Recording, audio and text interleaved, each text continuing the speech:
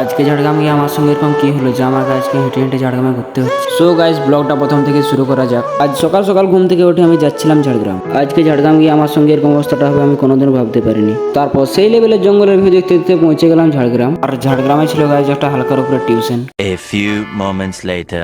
তারপর হালকার উপরে টিউশনটা করে বেরিয়ে যায় বাইরে। তারপর একটা বন্ধুর সঙ্গে চলে যায় পাঁচমাথার মোড়। আর ওইখানে নাকি ওর একটা বন্ধু দেখা করতে আসবে। তারপর ওর বন্ধুর সঙ্গে দেখা করে চলে যাই আমি বাড়ি।